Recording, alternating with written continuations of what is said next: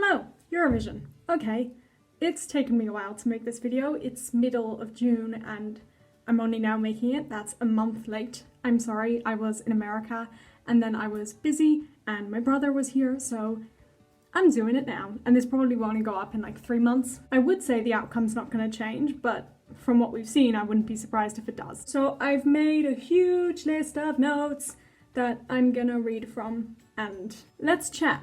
So all of the Eurovision, so semi-final 1, 2 and the grand final, I had to watch late, which was so painful because I was worried about spoilers, I was worried about hearing things, seeing things, people discussing things. I avoided all social media, including WhatsApp.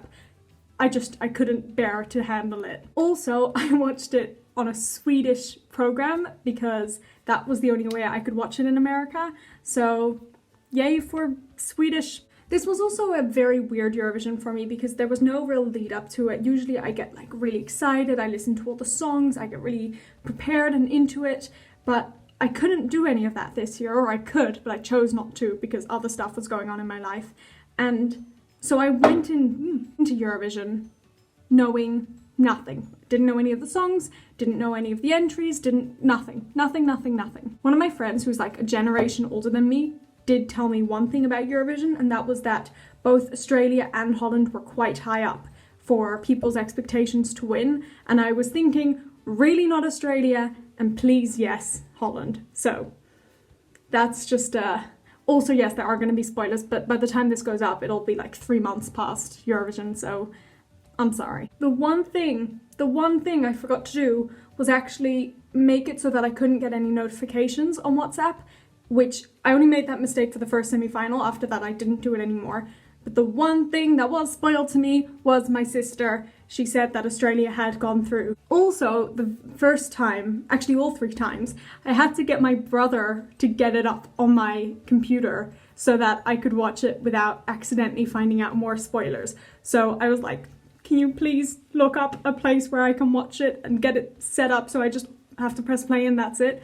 And he was very, very kind and did it for me for all 3, so thanks to him. Okay, as soon as it started, I was flooded with all the emotions of Eurovision. It was just like coming home. It was, I love Eurovision, so it's so ridiculous, but I just really, really love Eurovision. So one of the things I didn't really realize until the actual Cyprus postcard, Cyprus was the first one, is that they've now made it that everyone needs to dance in their postcard, and I love that. I loved the dancing in Cyprus as well as many of the other postcards, and I don't know, I just love that idea. It's really fun. Okay, I'm not gonna go through each individual country simply because that's a lot of countries, and I also want to keep this video positive, so if you can't say anything nice, don't say anything at all. So I didn't love Cyprus, but I liked the dancing. So also, some of this stuff I'm talking about, I can't actually remember. I'm just reading from what I've written. Again, with the Montenegro postcard, I said the same thing. I just love that they need to dance. Now, I didn't love the individual voices from Montenegro, but I did love it when they all came together.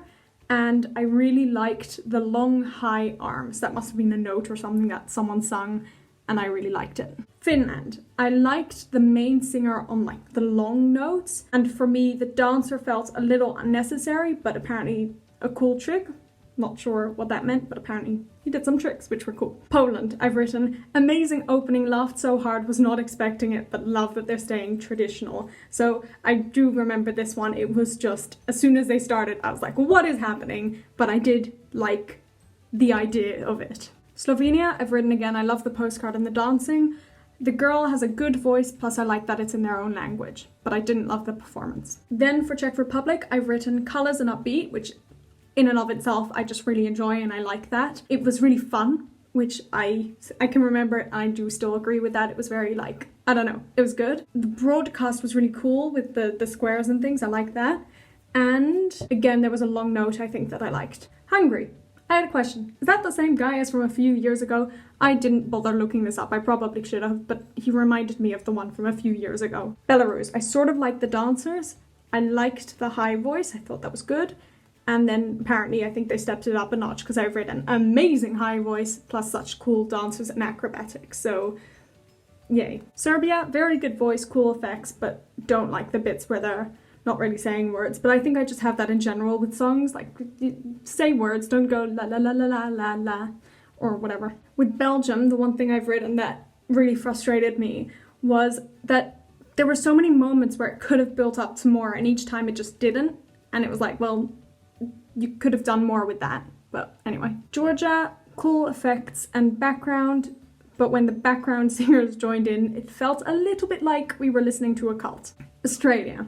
The outfit reminded me of the Snow Queen, but when it lit in like a pinkish light, it looked 100% like Linda. The song was interesting, the high voice was really good, and I liked the flying. Did you hear that? I said something nice about Australia. And then obviously there was a break after, because I've written hosts aren't great, rather silly questions being asked also before.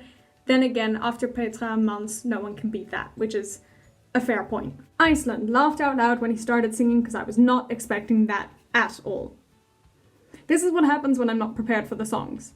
I just start laughing. For Estonia, I've written, I sort of like the lyrics. Now, I really can't remember it, so I don't know. Portugal, he's obviously got a nice voice, but I didn't like the background sounds. There was an amazing side dancer, but they weren't working together. Greece, she's got a great voice, but I don't like the style personally, for me. I liked the two dancers, and I liked the high voice again. San Marino, like the start, because it was upbeat, but sort of felt, oh, and I sort of liked the feel of it, but I wasn't sure. And I liked the female singers. So that was the end of the first semi-final. The ones I wanted was, I've written down 8. Cyprus, Montenegro ?